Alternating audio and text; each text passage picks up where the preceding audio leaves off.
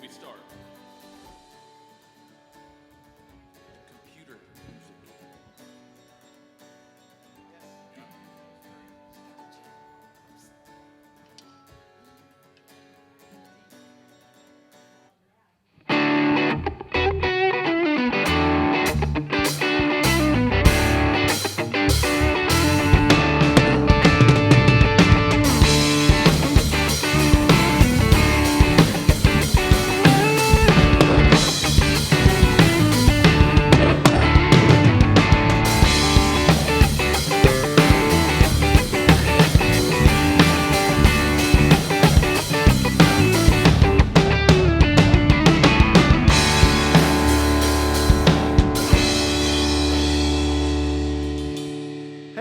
Welcome you guys to Newsong Church. We're planning for an awesome day today. I have an exciting word for you as we're talking about unshakable and how to live through a really bad day. Nobody lived through a worse day than Jesus did on the cross. And we're going to be looking at Jesus' last 7 statements on the cross and what that speaks to us and how we handle a bad day. So we're super stoked and excited about that.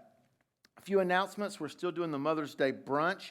That'll be Saturday, May 16th. You can buy your tickets online. You can go to the church center and buy your tickets there. You can also buy your tickets here today, and we would love for you to do that. But we need to go ahead and get those tickets. The last couple years, what we've had is we'll have like 30 people buy tickets at the door. This year, because of the circumstances, we can't do that. So we need you to kind of follow along with the program this year and really help us out, okay? And so we really need you to do that. Also, if kids camp is not canceled, that's going to be July the 12th through the 15th. And so I want to encourage you guys, if it's there, to send your kids to camp. Online prayer, we're going to continue to do prayer on Wednesday nights. And join us with Zoom on that. There's a link that goes out on the text messages. There's also the link that's in the group code that's put on our Facebook page. So you can check those things out and join with us on prayer. Bethany leads that prayer meeting. On Thursday nights, I'm continuing with the communion. And so I want to encourage you to keep your intensity. I remember the first couple weeks that this hit, first 3 weeks, we would do the communion. On my screen, it shows how many people on there. There'd be as many as 100 people, a couple hundred people at one time. And that number has been dropping a bit. So it's a sign that maybe we're not maintaining our intensity. So I want us to maintain our intensity, stay engaged, stay plugged in. Let's focus on being together and connecting even through our different platforms. And we also have prayer and have prayer requests during those times as well. And so it's a time for us to pray for each other's needs. Our small groups, God willing, will be resuming soon.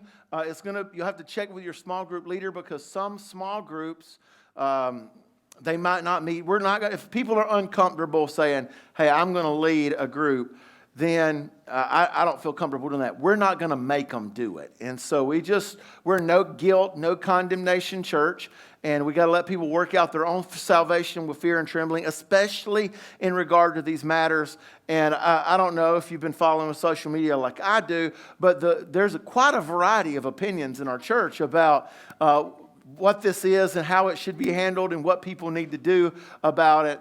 And so I just want to encourage you guys about that. We have a missions video that we're going to show at the end of this video. I'm going to get my guys to come down, and we're going to take our monthly missions offering. The first Sunday in the month is our Mission Sunday, and I'm going to give you some missions update after the video. So go ahead and roll this video, guys.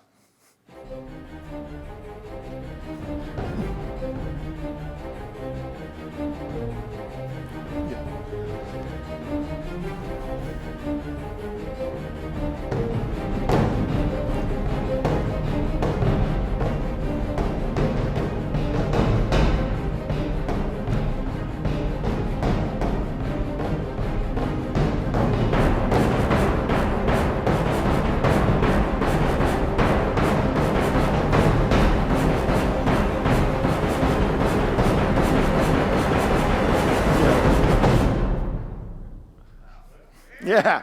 All right. Yeah. That was awesome. Okay. Just want to give you a few missions updates and things that's going on. We're still continuing to support our AG missionaries.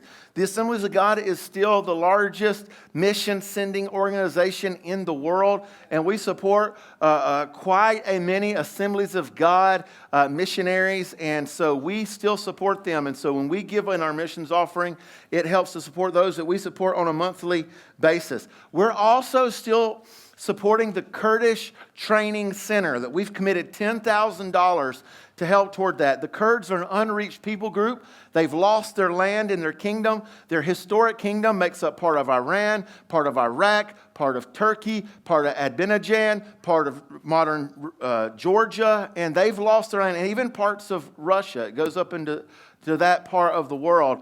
And so there are people without a land, and 3 years ago, there were only 6 Kurdish churches in the world. Now there's over 200 Kurdish churches in the world. And the pastor that has been catalytic toward making this church growth happen has, in the process, he started a Kurdish training center. They've had no facilities. Through a series of events, we've got that particular pastor connected to a group called Great Commission Resources International, who's committed $70,000 toward building them this Kurdish training center. They have the blueprints. They have the things along those lines. Our church is committed $10,000 toward that. We've paid $3,500, and so if the Lord lays that on your heart, if we could go ahead and polish that project off. But we'll get it done because we're good for our word. And when we commit to something, we do what we say we're going to do. But if the Lord speaks to you that. We also help with the Polish Pastors Conference. I go on the particular missions trips, but you guys sponsor a lot of pastors. Last year, we had over 100 pastors and their wives come to the conference center as I did teaching on spiritual formation and spiritual leadership. And the pastors were renewed, just revived, and just so blessed. And there's a lot of pastors that you guys sponsored to help go there. And so I want to encourage you guys that you guys can keep doing that.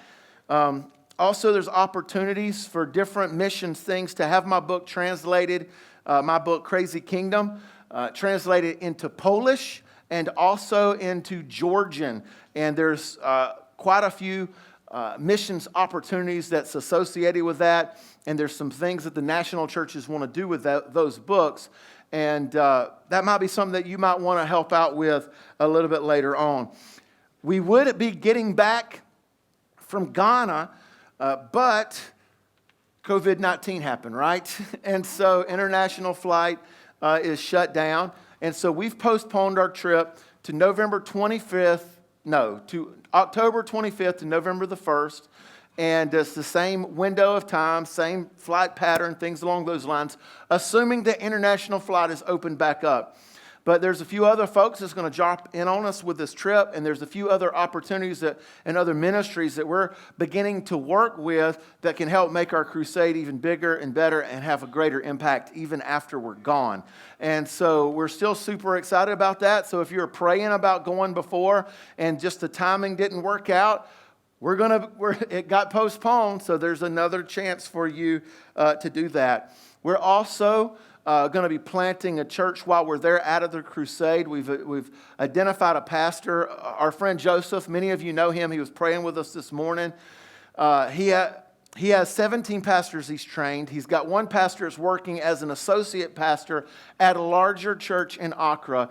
And when we come in and we do the crusade, we're going to do the grand opening for the church. And that pastor is going to step into that role of being the lead pastor for that church at that particular time.